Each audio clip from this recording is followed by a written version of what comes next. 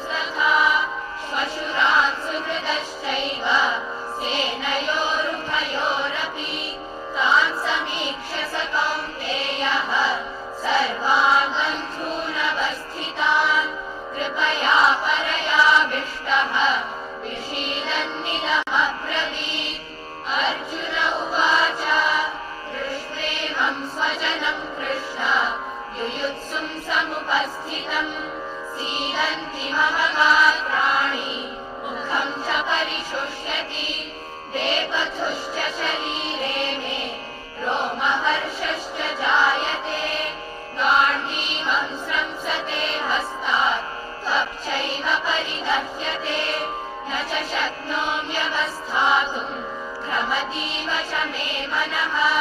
निमित्तानि च पश्यामि विपरीतानि केशव न च श्रेयोनुपश्यामि हत्वा स्वजनमाहवे न काङ्क्षे विजयं कृष्ण न च राज्यं सुखानि च किं नो राज्येन गोविन्द किं भोगैर्जीवितेन वा येषामर्थे काङ्क्षितं नः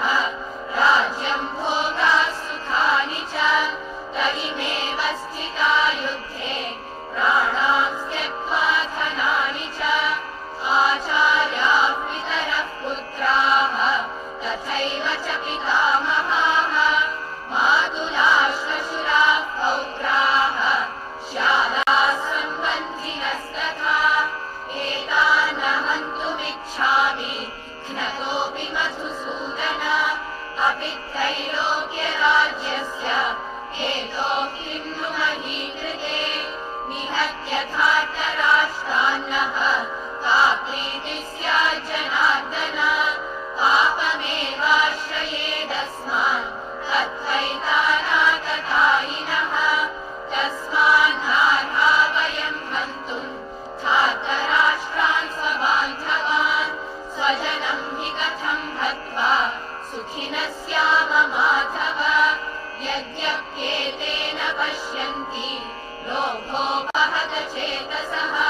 कुलक्षयकृतं दोषं मित्रद्रोहे च पातकम् कथं न ज्ञेयमस्माभिः पापादस्मान् निवर्तितुम् कुलक्षयकृतं दोषं प्रपश्यद्भिर्जनार्दन कुलक्षये प्रणश्यन्ति कुलधर्माः सनातनाः धर्मे नष्टे कुलं कृत्स्नम् अधर्मोऽभिभवत्युत अधर्माभिभवात् कृष्ण प्रदुष्यन्ति कुलस्त्रियः स्त्रीषु दुष्टासु वार्ष्णेय जायते वर्णसङ्करः सङ्करो नरकायैव कुलघ्नानां कुलस्य च पतन्ति पितरो ह्येषां लुप्तपिण्डोदकक्रियाः दोषैरेतैः कुलघ्नानां वर्णसङ्करकारकैः उत्साद्यन्ते जातिधर्माः कुलधर्माश्च शाश्वताः उत्सन्नकुलधर्माणां मनुष्याणां जनार्दन नरके नियतं वासः भवतीत्यनुशुश्रुम अहो बत महत्पापं कर्तुं व्यवसिता वयं यद्राज्यसुखलोभेन हन्तुं स्वजनमुद्यताः यदि मामप्रतीकारम् अशस्त्रं शस्त्रपाणयः धार्तराष्ट्रारणे हन्युः तन्मे क्षेमतरं भवेत् सञ्जय उवाच एवमुक्त्वार्जुनः सङ्ख्ये रथोपस्थ उपाविशत् विसृज्य सशरं चापं शोकसंविघ्नमानसः ॐ तत्सदिति श्रीमद्भगवद्गीतासु उपनिषत्सु ब्रह्मविद्यायां योगशास्त्रे श्रीकृष्णार्जुनसंवादे अर्जुनविषादयोगो नाम प्रथमोऽध्यायः सर्वधर्मान् परित्यज्य मामेकं शरणं व्रज अहं त्वा सर्वपापेभ्यः मोक्षयिष्यामि मा शुचः।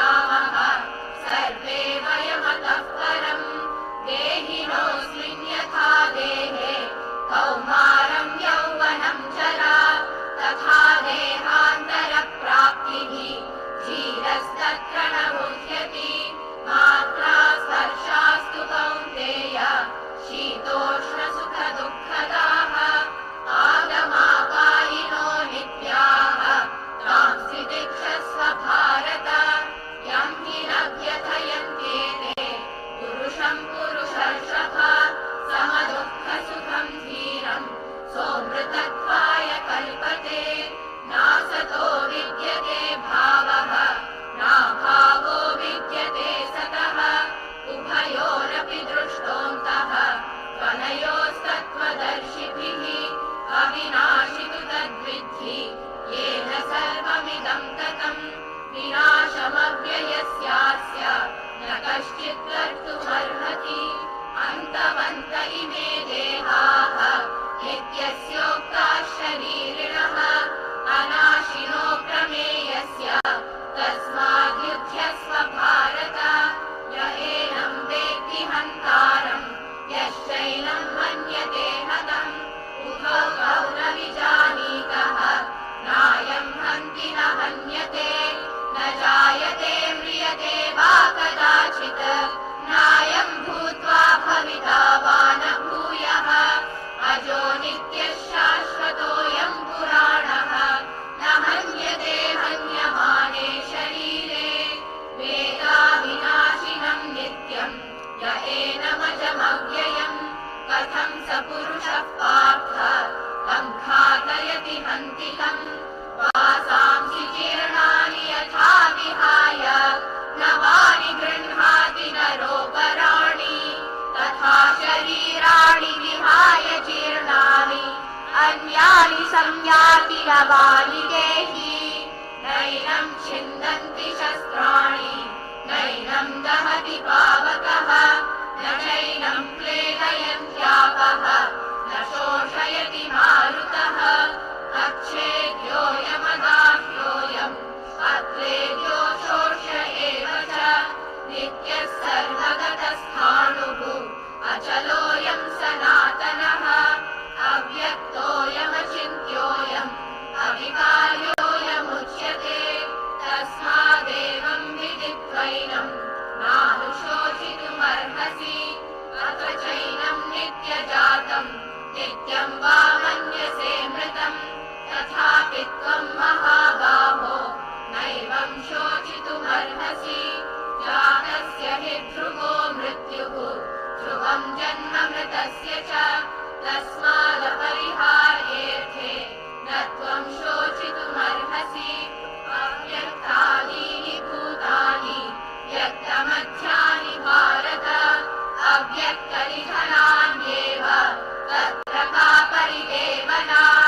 आश्चर्यवत् पश्यति कश्चिदेनम्